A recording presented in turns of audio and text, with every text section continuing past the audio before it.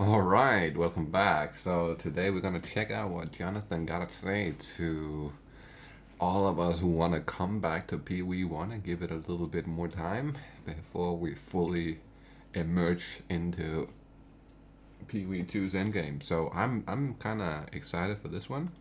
I'm not sure what this is all about, but let's check it out.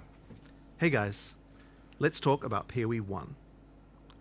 Now, when we announced PoE 2, we promised that we would continue to create PoE 1 expansions, and we do intend to keep that promise, but it's certainly been a lot harder to deliver on it than what we expected. Now, the trouble really started after Settlers of Calgar in July last year. The ideal time to have released 326 would have been late October, before the originally scheduled release of PoE 2's early access. Right. But we just didn't think we could do it. It was too close to the huge circus that was the organization around PoE 2's launch. Right. But we also didn't want to immediately launch it right after PoE 2 either, so that kind of ruled out December. So then we're thinking, okay, we can't really have a launch in January due to Christmas, so we're really going to have to do it in February. And this wasn't great. It would mean 7 months with no leagues. But we really didn't think it was possible to do it any earlier than that. And we didn't really announce this exactly, but it was certainly something that we had said to quite a few people over time, so the community became generally aware that that was our plan. The issue is this. PoE 2's endgame needed a lot of work. Having the guys on the PoE Right. 1 team help out for 3 months on PoE 2, given that 326 was 7 months away, seemed like a no-brainer, and man did PoE 2 need it. The problem is we got to the middle of October, and PoE 2's launch was imminent, and I'll tell you what, taking people off PoE 2 at that point was just impossible. Yeah. The endgame was not in a shippable state. No. But you know what? We could still do it. If the PoE 1 team just kept helping until PoE 2 shipped in late November, we could still do it. Maybe the scope would need to decrease a little bit, but mid-February was still possible. We just needed to ship this damn game first, get it out of the way. We Right. literally couldn't think about anything else until it was done, but we still had time. The problem is, we were fooling ourselves. PoE I 2 think was so. delayed 3 weeks, making the problem even worse. So here's the thing, right? And this is something that I don't think a lot of people they think about, and they don't like. So the difference between Path of Exile and Diablo is Diablo is a multi-billion-dollar company. It's not even a company; it's a conglomerate, or whatever the fuck you call it when it gets so big that it's basically an entity by itself, right? They have thousands of people, and they still can't produce a mediocre product. So, the fact that PoE, the PoE team, the Path of Exile team, Grinding Gear Games, have a small percentage of the Blizzard team, right? They are creating things that are so far beyond what they're doing at Activision Blizzard that I feel like we need to give them time to really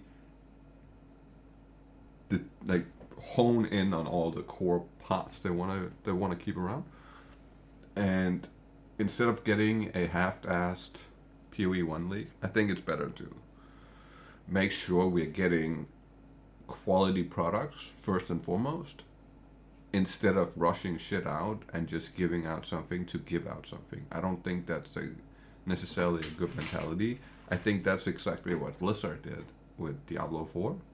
And I think if they go the same direction, it'll be not good in the early state of PoE 2, and I don't think it benefits PoE 1. Because plenty of people have played PoE 2 now, and the ones who want to go back to PoE 1, they are already back in PoE 1. And I do think they are enjoying themselves, even though that it's the same league we've had for a long time. I certainly do. I certainly still come back to PoE 1 and play it every now and then. So yeah, I think this is a smart choice to not rush anything for our sake, so we don't get annoyed and mad and disappointed. That's the part I just don't want to feel. And then after the game was released, well, of course, we had to immediately deal with all the problems. Correct. How could we think about making a PoE 1 expansion when we still have hundreds of thousands of people who are having bad experiences in PoE 2? There are crashes, there are severe in-game balance problems. How could I justify taking some of the most experienced developers we have off PoE 2 when it's on Yeah. fire? Yeah. Now, after the Christmas break, we had to really admit something to ourselves. The most urgent priority was getting PoE 2 to a point where it didn't have major issues. And it's hard to even think about what PoE 1 needs when PoE 2 has really obvious problems that need fixing. We needed to get it to the point of stability and balance, and to fix the most severe deficiencies that PoE 2 has before we can take our eyes off it. So what does that mean? Well, it means that we can't really work on PoE 1 3.26 until PoE 2 0.2.0 has shipped. And then being honest, we probably need to support that for a couple of weeks after that as well. Now in the meantime, we are going to get a bunch of pre-production done on 3.26 with whatever people who are not needed to fix issues with PoE 2. And once 0.2.0 is sorted, I promise we will devote as many resources as are needed from our company to get 3.26 done as soon as possible. Correct. Unfortunately, I That's just the smart way can't to promise do a date right now. Don't I'm do really that. sorry for how this went down. Honestly, I should have predicted the fact that taking the PoE 1 team off PoE 1 would lead to this outcome. And I probably should have resisted doing it. But at every stage, I just kept thinking... No. Because if you have left PoE 2 in the state it was in the day it came out, just to finish out a PoE 1 league, I think that there would have been a whole slew of other issues arising. And I think the smartest choice is definitely fixing the big game, the game that has the most amount of eyes on it, and the game that works perfectly already, aka PoE 1. It can continue working perfectly, even though it doesn't get a new update. It still works perfectly, right? Whereas PoE 2 was in a state that wasn't necessarily the greatest when it came out.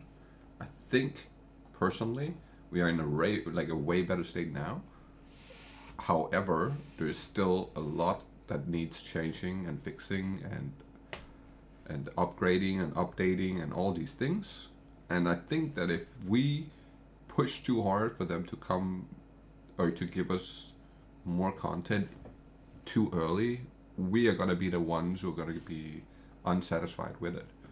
And I rather want to be happy and satisfied than I want to be annoyed and pissed off. Still have time. We still have time. And then we didn't have time anymore.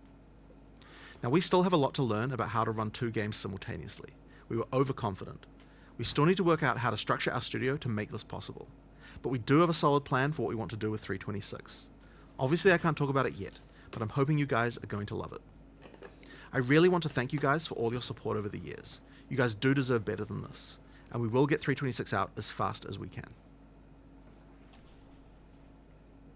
Yeah, you know what? I'm happy with that.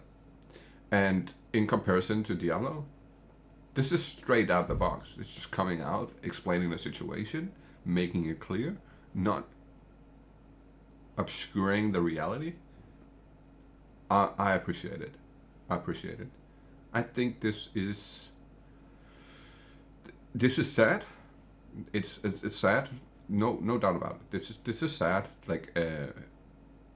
That they took on more that they could do, but it's a learning process, and I think that if you want to compare anything, you should compare PoE 2 to PoE 1 when it came out, or Diablo 4 when it came out, or Diablo 3 when it came out. You should compare it to another game at launch day, right? You shouldn't compare PoE 2 to what PoE 1 is now, because that had 13 years to get to the state it's in right now. PoE 2 only had a couple of months to get to the point where it's at now, and we're already at a point that's pretty promising in comparison to other games. So yeah, man, that's gonna be it for me. I appreciate the clear messaging and the exceptionally just honesty. That's what I love. I know what to expect. I know what the idea is, and I'm happy, man. So yeah, I'll catch you all in the next one.